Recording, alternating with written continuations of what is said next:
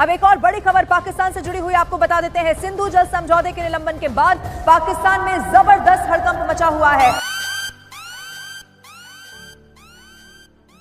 आपको बताएं कि भारत से पाकिस्तान में दाखिल होने वाले दरियाई चनाब के बहाव में मजीद कमी हो गई है। गुज़िश्ता रोज के मुकाबले में हैड मराला में दरियाई चनाब के मकाम पर पानी की आमद में 37,600 क्यूसेक की मजीद कमी हो गई है।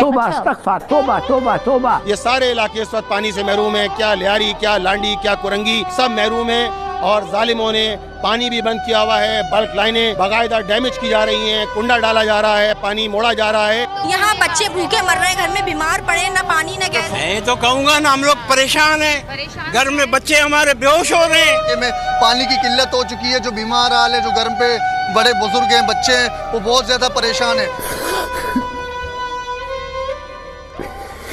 कोशिश ये करें कि अपने हुक्मरानों को समझाएं कि ये जंग जो है ना आपके लिए ना हमारे लिए, दोनों के लिए जो है वो मुफीद नहीं है। जो हालिया आपको जंग नज़र आई जिसमें मिसाइल ड्रोन हमले और शातें हुई, ये तो बड़ा है मामला, लेकिन सिंध तास मुआहदा तोड़ के हिंदुस्तान ने एटम बम से बड़ा हमला किया हो। ये पानी की जो तकसीम है चनाब, जेलम और सिंध, मोदी ने तो सब कुछ हासिल कर लिया। आपका पानी उसने बंद कर दिया, आपके 50 बंदे उसने मार दिए, अपनी कौम को वो झूठ बेच रहा है कि उसने 100 दहशतगर्द मार दिया। हम कौन सा जीत गए भाई? पाकिस्तान की अगर फसलें नहीं रेडार क्रॉस सेक्शन होता है और जो वो बताता है कि ये इस तरह का जहाज है और इसका जो एमिशन है वो इस तरह का है, तो ये एक तरह से कह लीजिए कि बहरूपिया है ये दोनों जो हैं।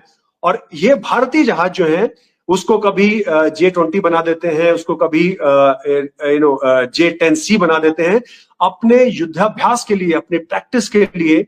और यही जो है भारत ने भी यूज किया था पाकिस्तान को बेवकूफ बनाने के लिए, और वो बेवकूफ बने।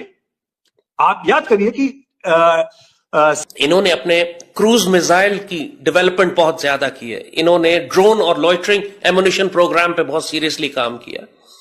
इन्होंने एम्फीबियस लैंडिंग, पाकिस्तान के amphibious crossings, high altitude warfare, mountain warfare, desert warfare, इन सब पर उन्होंने इतना सीरियसली काम किया। जैसे हमने कहा, पूरी वॉर डॉक्ट्राइन्स रीडिफाइन की, इंटीग्रेटेड बैटल ग्रुप से थिएटर कमांड की तरफ चले गए।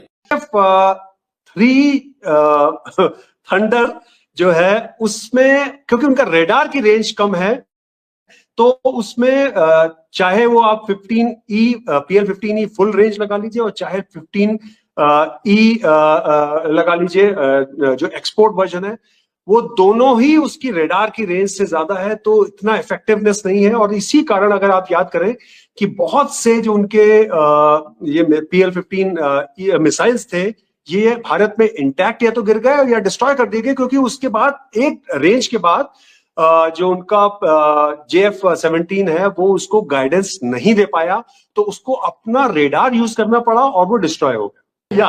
सो लॉसेस हैं। अब आप ये देख लीजिए ना कि पाकिस्तान में, हाँ, तो उनके हवा में ही 6 से 8 जहाजों का लॉस है, और जो उनके जो जमीन पे पड़े हुए जहाज जो हैं, उनके जो अटैक हुआ है उस पे तो तबाही का मंजर ही कुछ और है। यहाँ तक कि मेरे को कुछ लोगों ने ऐसी भी खबर दी कि 12% पाकिस्तान एयरफोर्स के जो एयरक्राफ्ट हैं ओवरऑल, वो या तो किसी तरह से क्षतिग्रस्त हो गए हैं या कंप्लीटली डिस्ट्रॉय हो गए हैं, ऐसा बताया गया। अब ये फिगर कंफर्म नहीं किया जा सकता है, लेकिन 12%, जी हाँ 12%, तो ये बहुत बड़ा नंबर है।